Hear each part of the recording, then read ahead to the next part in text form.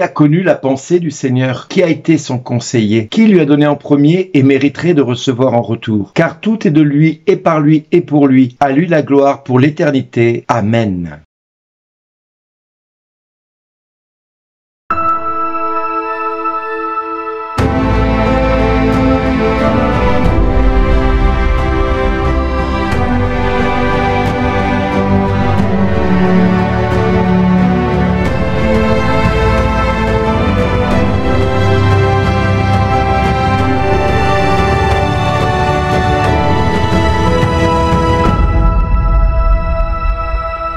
Aujourd'hui, le message vous est adressé par Bernard Dille. Bonjour les amis, quelle profondeur dans la richesse, la sagesse et la connaissance de Dieu, car les décisions de Dieu sont insondables et ses chemins sont impénétrables. Quant aux pensées de Dieu, qui peut être pour lui un conseiller? Qui peut être pour lui capable de lui dire ce qui est le mieux pour l'homme? Qui sommes-nous pour prétendre donner des leçons à Dieu? En tout cas, c'est ce que Paul essaie de nous faire comprendre dans la lettre aux Romains, puisqu'il essaie de nous faire entendre que la miséricorde, elle n'est pas du choix de l'homme, mais la miséricorde est du choix de Dieu, qui est descendu non pas pour une partie du peuple d'Israël, mais bien pour la population tout entière du monde entier. La miséricorde ne s'attache pas uniquement à une partie d'Israël qui s'est mis à croire en Dieu et à espérer en Dieu, de voir Dieu se manifester en sa faveur. Non, Paul nous dit bien que, en effet, Dieu a enfermé tous les hommes dans le refus de croire pour pouvoir faire miséricorde à tous les hommes. Alors, si Dieu nous a enfermés dans une partie du refus de croire de certains, c'est bien parce que certains nous entraînent avec eux dans la chute d'Adam. Parce que la chute d'Adam conduit le monde à sa perdition. Et c'est ce que nous sommes en train de constater les uns les autres. Nous voyons le monde chuter de plus en plus bas. Et nous voyons la France et les pays émergents aujourd'hui sombrer dans une folie humaine qui ne cesse de dégrader les conditions humaines de toute l'humanité. Nous avons entendu dernièrement ce qui s'est passé en Israël et hélas, je l'avais annoncé le 25 septembre dernier quand je l'ai enregistré et je sais qu'il va passer dans ces jours-ci cette émission, mais ce qui s'est passé en Israël va se produire en France, va se produire en Europe parce que nous sommes dans une crise de civilisation, pour ne pas dire dans une crise de religion. Et nous avons aujourd'hui une partie de la population qui refuse de croire en Dieu, qui refuse de plier les genoux devant Dieu, qui refuse de s'abaisser devant Dieu.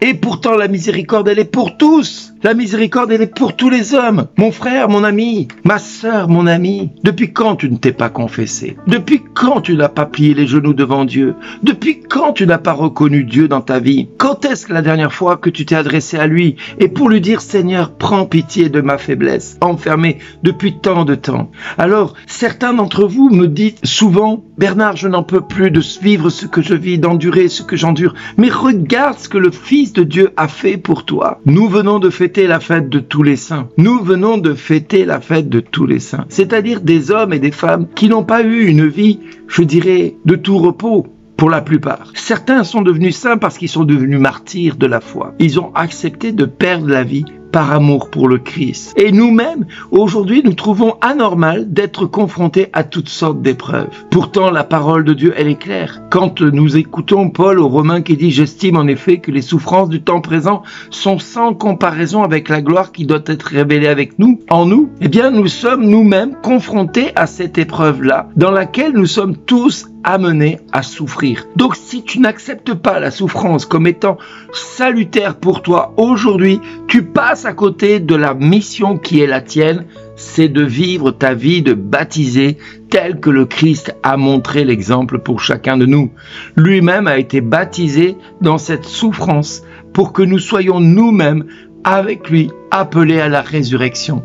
Parce que si vous voulez ressusciter, il n'y a pas d'autre chemin que d'accepter ce que le maître de la maison a vécu et pas simplement vous dire, ah ben moi je suis devenu chrétien, je n'ai plus à souffrir. Mais c'est quoi cette histoire? C'est quoi cet évangile qu'on vous a annoncé? Non, la souffrance fait partie de notre situation aujourd'hui, fait partie de notre vie intégrante. Il ne faut pas la rechercher. Je ne dis pas qu'il faut souffrir et se flageller du matin au soir, comme certains ont fait dans l'histoire avec les silices. Non, je vous dis simplement d'accepter les conditions dans lesquelles nous sommes pour pouvoir être un témoignage vivant à ceux qui sont dehors et qui ne connaissent pas Jésus. Mes amis, tu veux être un témoin fidèle au Christ? Alors rappelle-toi ce que les jésuites ont vécu au Japon quand ils ont été amenés à annoncer le Christ. Et quand ils sont arrivés là-bas, ils ont été accueillis non pas par amour, mais par l'épée. Et donc nous voyons bien que ceux qui donnent le Christ au monde, eh bien ils doivent passer par le fil de l'épée. Parce que c'est par le fil de l'épreuve que Dieu vérifie la qualité de notre foi,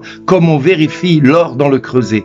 Si tu n'acceptes pas de passer dans le creuset de l'épreuve, si tu n'acceptes pas de vivre cette souffrance auquel il te demande de participer en toute humilité et en te disant Seigneur, moi j'arrive pas à vivre cette souffrance comme je devrais la vivre, mais je t'offre le peu que je peux, je te le donne et je te demande simplement d'aller toucher un homme, une femme dehors qui ne te connaît pas et d'aller le visiter parce que lui peut-être il vit la même chose que moi mais il ne te connaît pas, il n'a pas la richesse de te connaître. Alors Seigneur, je veux te donner ma souffrance pour que lui puisse te découvrir au moment où tu auras estimé le moment opportun pour aller le visiter. Alors nous serons tous à ce moment-là capables de dire tout est de lui, tout est par lui, tout est pour lui, à lui la gloire pour l'éternité. Parce que c'est ça que Dieu attend de chacun de nous, que nous soyons des temples ou des tabernacles vivants de son offrande, de notre offrande à Christ, de notre offrande au monde. Parce que si tu n'acceptes pas de vivre ce que le Christ demande de vivre, alors tu n'es pas un chrétien, tu es un pauvre crétin qui s'ignore. Parce que le Christ demande de participer à ce qui manque à ses souffrances. C'est Paul qui le dit. J'achève dans ma chair ce qui manque aux souffrances du Christ. C'est ça que Dieu te demande de vivre, mon ami. Alors accepte ta vie dans l'état où elle est. Ne t'en fais pas du dolorisme. Non, fais-en une occasion de glorifier Dieu. Fais-en une occasion de dire au Seigneur, waouh Seigneur, tu m'as trouvé digne de participer à tes souffrances. Merci Seigneur, je te rends grâce parce que sans ta grâce, je ne peux pas vivre cette souffrance. Sans ta grâce, je ne peux pas vivre ce oui que tu as dit à Gethsémani. Non pas ma volonté, mais ta volonté. Si toi tu as montré cet exemple, moi aussi à mon tour de suivre le Maître qui me montre l'exemple, le chemin de la sainteté. Parce que si je meurs et si j'accepte de mourir pour le Christ, alors c'est avec le Christ que je vivrai. Parce que c'est là que tu attends mon oui et pas ailleurs. Merci à chacun d'accepter notre vie telle qu'elle est. Merci à tous et à toutes d'exister avec ce que vous vivez. Merci, merci et merci à chacun. Vivez et vivons cela par amour pour Dieu, car lui a vécu par amour pour nous. Soyez bénis. Au revoir.